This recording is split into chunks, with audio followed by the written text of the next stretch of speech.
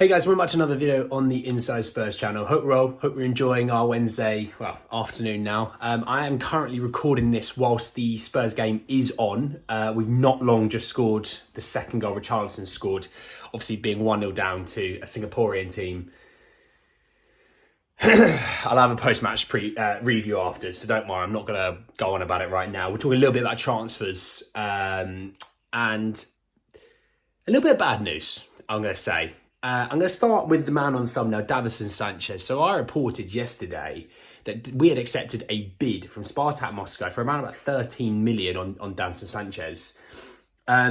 This is coming from Dave Heitner in The Guardian, very reputable source, a good quality source. And he's actually said that Davinson Sanchez is expected to turn down a move to Spartan Moscow.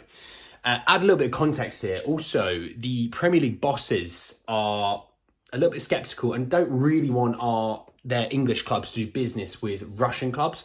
Obviously, with what's going on in Ukraine at the moment, Russia, I'm speaking about, are under a lot of sanctions because of what they're doing. Because of that, they don't really want Russian money coming into the English football leagues. Obviously, you know, Abramovich was basically forced to sell Chelsea because of what's going on. So it's a bit of an annoying one. I think Davinson Sanchez, obviously, it could be a weather thing. Obviously, very cold, very, very cold in Russia. It could be what's going on there. It could be anything. It could be so many other things. It could be a family decision. It could be a footballing decision. It could be anything. What we're going to go with is the fact that he has decided to not move to Spartak Moscow. That being said, he still has a market. It's not that he's forcing himself to stay at Spurs. That's not the case. You'll actually find that he does want to move. He does want to play first team football. He's not going to get that at Spurs, right? So you still find that we'll have Betis sitting on the front door, wanting to see what's going on there. Villarreal, Strasbourg's another one. We've got a few on this list. I would assume Galatasaray are probably still interested to know what's happening. So I expect another bid probably to come in and us to have another update probably in the next week or so on Davinson Sanchez. And I think when you look at the reporting on this and you actually look at Spurs fans, you'll always have the minority that are going to make it all about the club and themselves. But when you look at it as a bigger picture, these are human beings. And I think a lot of fans are saying, look, I don't blame him. I don't blame him for not wanting to go. It's his career at the end of the day. He should want to go where he wants to go. And if he doesn't want to go to Russia and he wants to go to Spain and we can get him, he can get an offer sorted from Spain that's suitable for all parties, then yeah, all power to him. I want him to have a good career. It's nothing to say that I don't. And this is where agents now play a crucial part, where we'll obviously say, look, what he doesn't want to go to Spartak Moscow. You can kind of see what kind of offer we're going to want.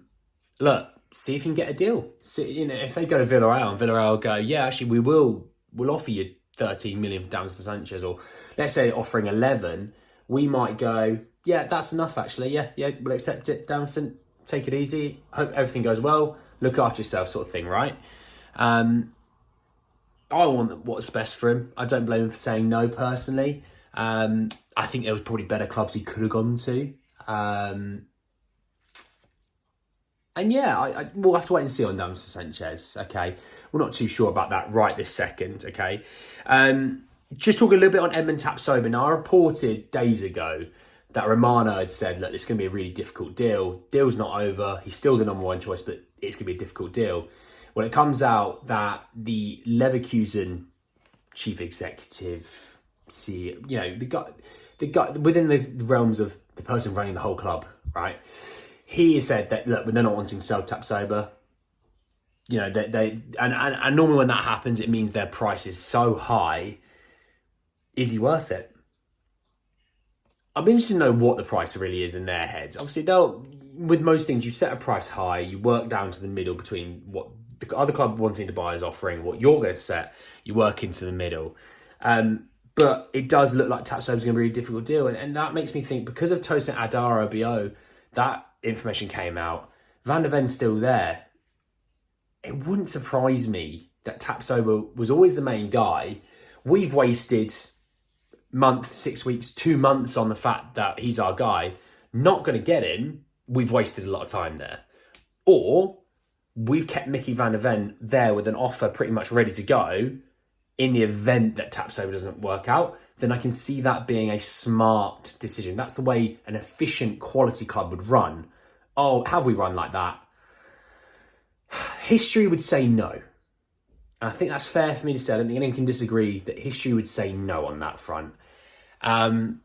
If I'm wrong and we have done it like that, then I'll hold my hands up and I'll be the first person to say, fair enough, you've done something competent. But until that's to be seen, I can't sit there and say it will be like that. But it is a worrying thing that our number one option is someone that's either going to cost quite a bit or it's not going to happen, right? The other thing is we've wasted a lot of time if he's not going to happen. You look at so many moves that clubs make, being top clubs, by the way, make that don't come off and then they panic and revert to someone that they didn't really want, but they need to get someone in. And looking at our centre-half position, good Lord, do we need it? I'll have a post-match review of the first half of that special, especially the first half. We need centre-halves is all I'm going to say.